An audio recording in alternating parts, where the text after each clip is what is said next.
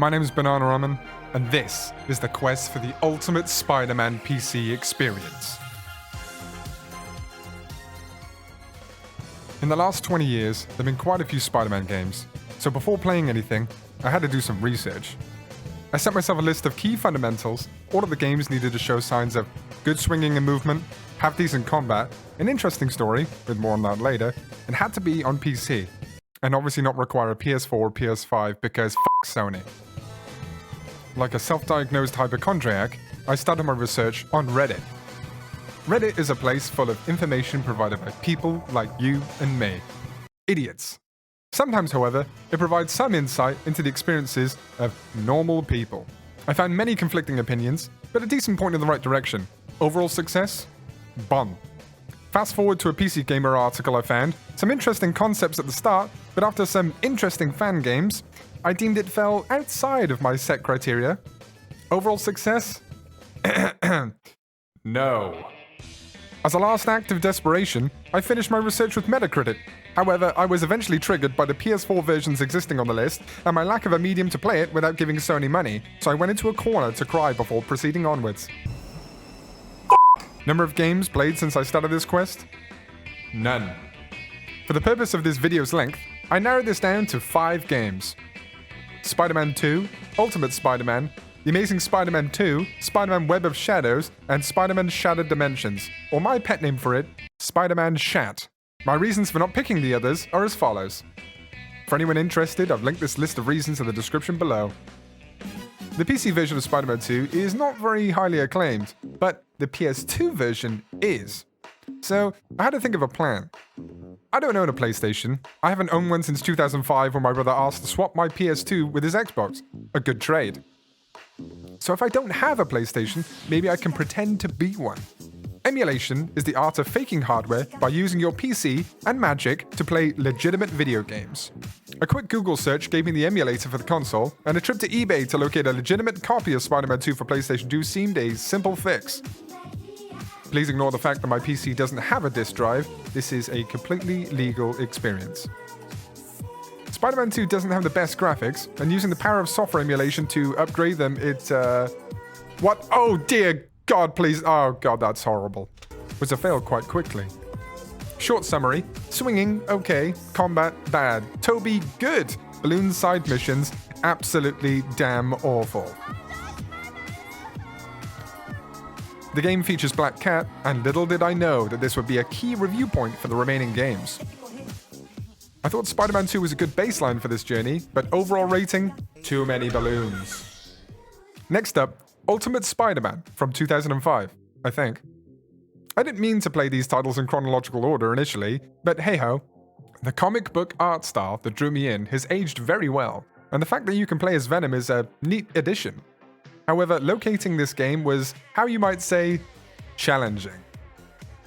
But after perusing various online stores, I was able to locate a discounted copy to run on my machine. It ran well, and the story featured many characters from the Marvel world, and ultimately, see what I did there, was a decent story. An improvement on Spider-Man 2, but still missing a lot of verticality.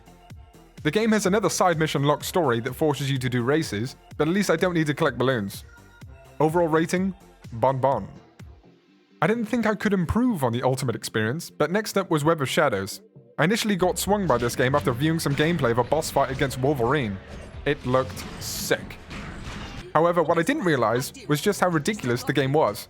The game is hilarious. Out of the whole lineup, it has the cheesiest voice acting, the cheesiest cutscenes, and the cheesiest animations. The gang war cutscene that triggers the second you take Mary Jane to the hospital, I could not believe what I was witnessing. Air smashing cars to unalive gangbangers is interesting, and the combat has a cool upgrade system. In this game, you can be a complete psychopath, and it shares more characteristics with Grand Theft Auto than Spider-Man, and I am more than okay with that. You're offered a good/evil path, being able to throw dirt in the eyes of various henchmen as Bully Maguire, and succumb to the voluptuous nature of Black Cat, or knit sweaters for the local community and get treated like a doormat by Mary Jane. Women, am I right? No, I'm not right, you sexist pig. No matter which path you choose, however, Black Cat will show up and display signs of Visible thirst. Overall experience, demonetized.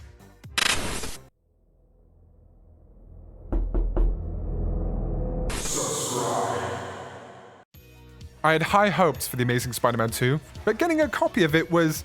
F*** me, mate, it was tough.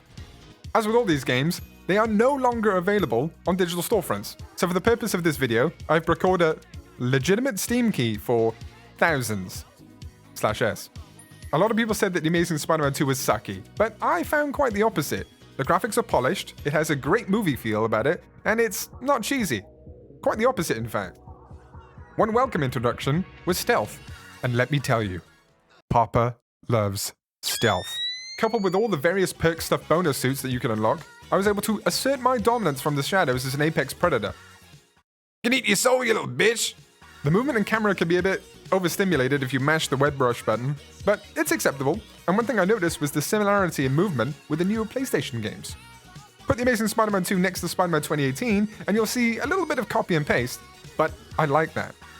Coming directly from an Arkham game will make you feel physically ill, but overall, it's a decently finished game with lots to do, including side missions. Overall rating? Andrew Garfield will love you! Except Andrew Garfield's likeness and voice are not in this game. The combat stealth systems are basically Arkham style, but bad. Which brings me to my next point. Mods. This venture has taken me on an interesting journey by this point, but nothing could have prepared me for this unspeakable act of multiverse infringement. That's right, mods. And as an Arkham fan, it did tempt me for a while, but everything was a bit too... black. But then I found it. I finally found it. Spider-Man Shat was impossible to find a legal version of, but for the sake of this video, I bought one. Dedication to the grind, my Twitch reviewers would agree. Nothing could have prepared me for the surprises in this game. For starters, this game includes two absolute veterans to the game, Neil Patrick Harris and Christopher Daniel Barnes. Christopher Daniel Barnes being the man responsible for the finest delivery of animated voice acting I have ever heard. Back here, Shocker! Shocker! Things that pique my interest? Stealth, incredible cast, great movement mechanics, 4 different art styles, no free roam? So why do I like it so much? It is versatile. It feels like you're playing a comic book with its pacing thanks to the removal of time-sucking laborious obstacles like petty theft side missions. It has great combat with immersive components, such as first-person boss fights that seem like quick-time events, but they're not. Overall experience with this game? Très bien. Now, to complete this quest legally will cost you a kidney, and to do this illegally will probably cost you your morals and the risk of a computer virus invading your PC. So the question remains, what is the ultimate Spider-Man experience on PC? Well, it's watching people with PlayStations play it on Twitch. Okay, I'm kidding. All of these games have their quirks, but overall, they offer every Spider-Man fan an enjoyable experience, with the exception of the Arkham mods. All of them also have pretty incredible soundtracks, so plus one to them for boss fight hype. To play them, you may need to give people money, but not Sony. The Amazing Spider-Man 2 is the most polished graphically and has the best free room movement mechanics, but that camera would set me off sometimes. I found Shattered Dimensions had the most diverse combat, especially with the depth of the upgrade parts.